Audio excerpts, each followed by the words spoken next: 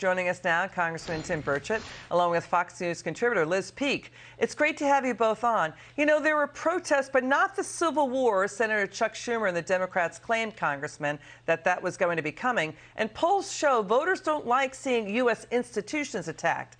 But, you know, the Democrats are attacking the legitimacy of the institution of the Supreme Court itself.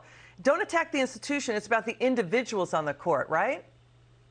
Apparently, you know, I walked out there on Friday when it happened, Liz, and the Democrats were 2 or 3 deep with security details, and I walked out there basically by myself, and it was just a group of Christians out there singing and celebrating, rejoicing, really, and a group of them were holding hands in a circle, and then one of the Congress ladies, I guess, hurled some insults at them, and I thought, you know, what a change it is when if it had been the other way, they would have just been tearing up the streets like they had for a whole summer, and then basically the liberal media would be denying the whole thing. So Okay. I thought it was a great change. You know, the fight heads to the state courts, Liz, right? Democrats saying this will hurt the GOP in the midterms. The White House now talking about paying for the transportation of women seeking to cross state lines for abortion. And the polls show voters say the economy takes priority over abortion. What do you think?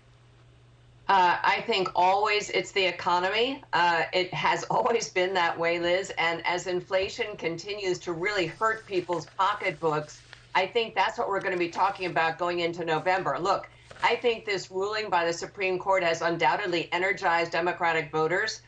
We've seen that in the polls, but it also has energized some Republican voters. And what we've seen over the last several months is a real strengthening of the Republican brand.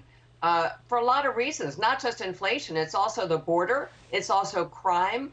And if we're talking about suburban voters, it's particularly the crime issue that is weighing on their and also the economy that's weighing on them. So, yes, I think this is an important development. I don't think it's going to be determinative.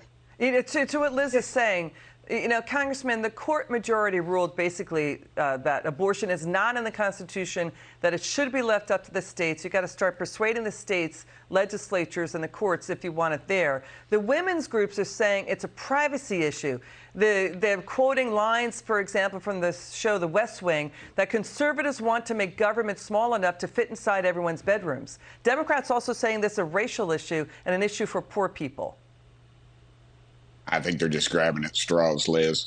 The lady there is correct. It's the economy. I just filled up my gas tank today in Tennessee, and it's ridiculous. People are disgusted about it, and they're just trying to take the focus off what's obvious. You know, fentanyl, the border, Afghanistan, all the disasters that have just evolved and circulated around this administration are very apparent. I think the voters understand it, and they're going to show that.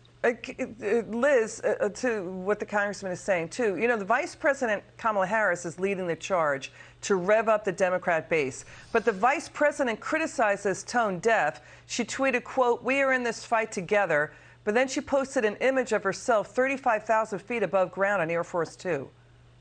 You know, watching TV, Liz, that's really, you know, mixing it up with the masses. Look, I don't think either Joe Biden or Kamala Harris has much heft to get voters to the polls or to rouse their pro-Democrat instincts going into this election. I mean, unfortunately, that's just where they are. Their approval ratings are so poor. But I do think there's going to be a tremendous amount of pressure on the White House, Joe Biden particularly, to do something about protecting abortion rights, whether it's the FDA claiming it has jurisdiction over the transportation and distribution of abortion pills, whether it's setting up abortion clinics on federal lands. My guess is they're going to respond with something.